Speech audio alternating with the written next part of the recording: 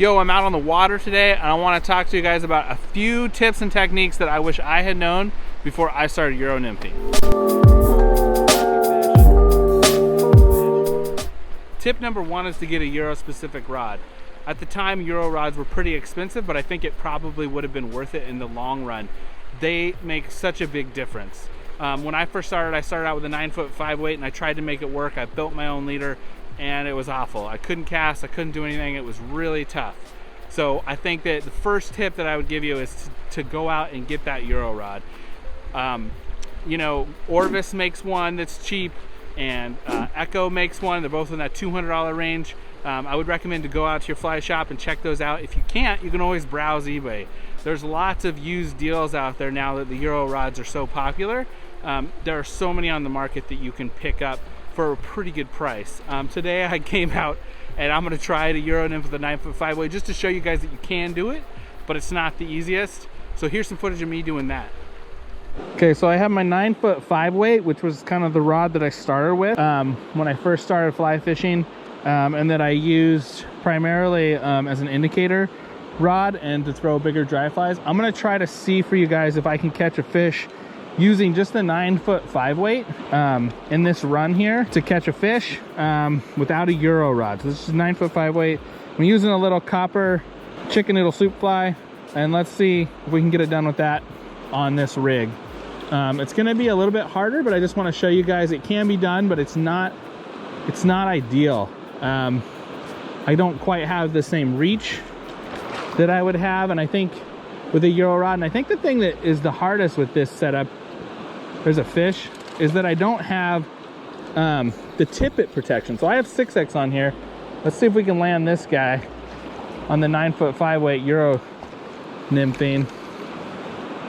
I don't have the reach and I don't have the tippet protection, but it can be done. Let's see if we can get this guy back over here to the net. Put some side pressure on him. I don't want to put too much pressure on him. He's going to take a run there. I don't have the reach. It's harder to kind of get these fish in with a 9-foot 5-weight versus a 10.5-foot rod, especially on a bigger river like this. Oh, and he's gone. I put a little bit too much pressure on him and he got off. So let's see if we can get another one. A little bit of a bummer there. But I think that, again, that's another one of those situations where if I had had a longer rod, potentially would have had an easier time landing that fish. Some of the main differences between a Euro rod and just a traditional rod is that a lot of the 9-foot 5-weights today that manufacturers are making are really fast action. They're really stiff. So like this rod is it's a medium fast rod, and it still doesn't quite have the same forgiveness as a Euro rod. So let's see if we can get another fish out of here, out of this soft edge here for you guys.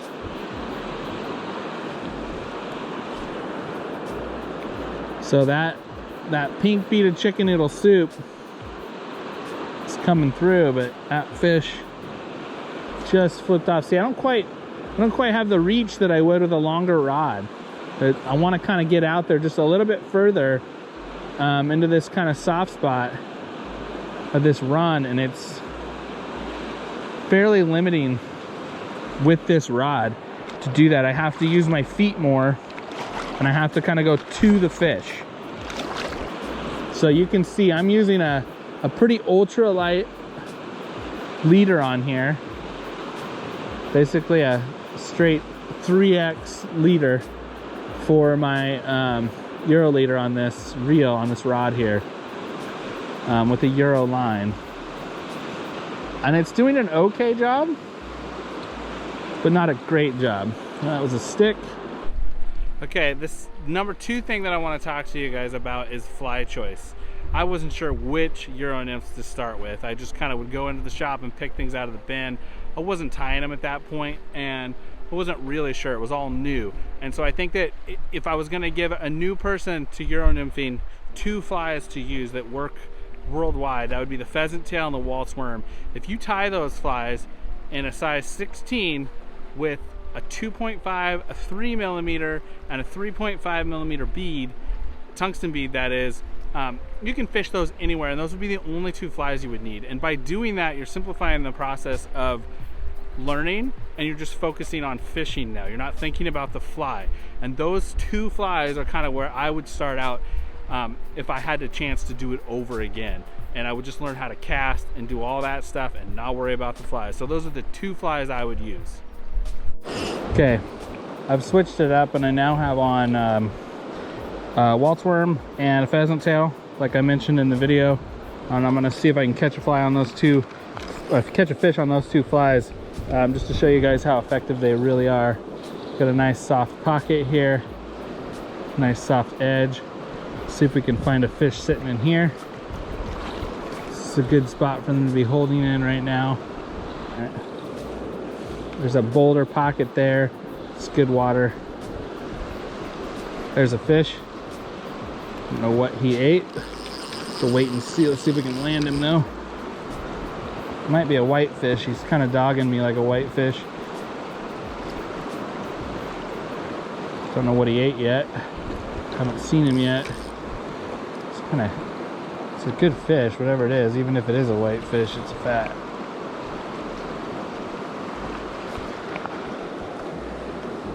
Let's see if we can land this fish. Yep, big whitefish. We'll still try to get him for you guys. A lot of times you can tell it's a whitefish because whitefish tend to not break the surface. They want to take you back down deep. Big old whitefish. Ooh, it's dark. It's a heavy fish. See, it looks like he ate the waltz worm.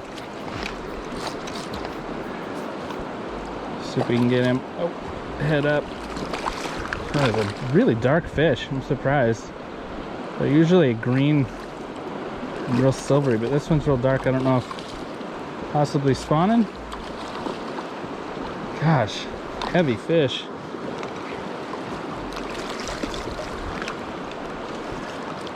Got some brush above me too that makes it hard. There he is in the net. Oh, you see that waltz worm in the corner of his mouth? That is a big old healthy whitefish. Let's let him go. Bye bye, bro. Okay, tip number 3 is to attach your Euro leader directly to your fly line.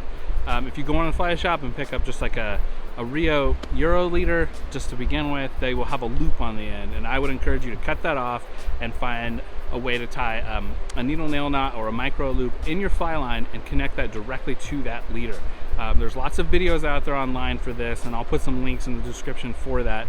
But when I first started out, I didn't do that. I just used the loop, and I think that my casting really suffered in the beginning because I was using those loops. It catches on the guides and it makes things really difficult. I know that I couldn't fish nearly as far from my body until I connected my line directly to my leader. Yeah, that's, I know it's a pain in the butt to do at first, but it's totally worth it in the end. So that's tip number 3.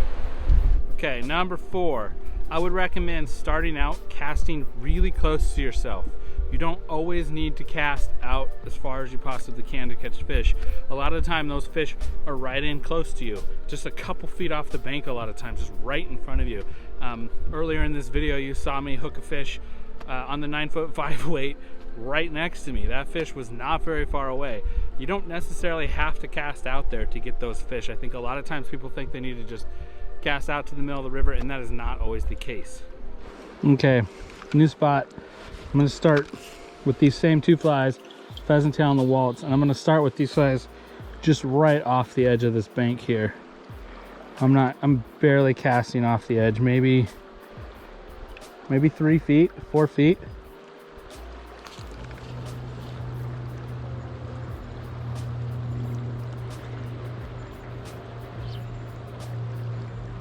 Oh, that's a real good fish right there.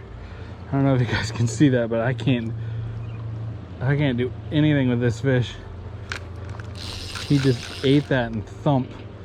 There's a lot of weight on that fish, so I'm gonna keep my rod tip high and hope that he doesn't break me off. Get this fish landed or not. Gosh, that's a good fish. Ugh, I don't want him to, gotta tire him out. Oh, that's a good fish.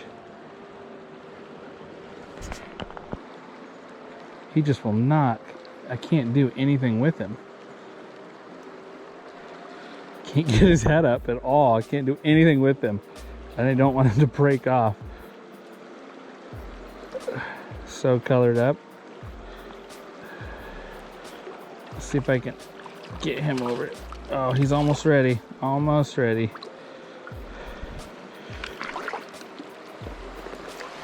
Yeah.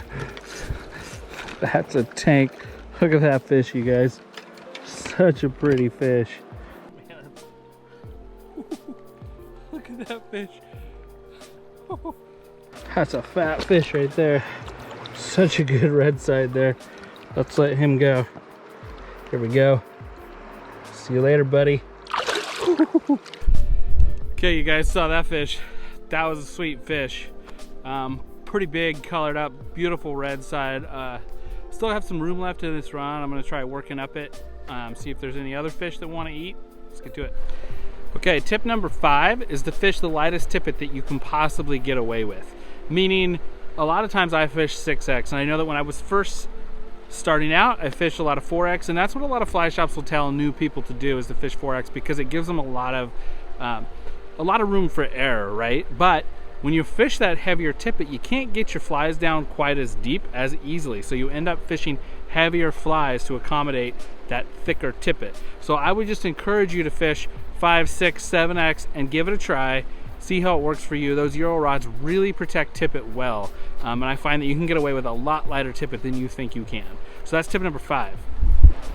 So I'm gonna go ahead and end the video right here. I think you guys saw me catch some fish today. And I just want to end this video by telling you guys that, like, these are just things that I wish someone had told me when I first started out.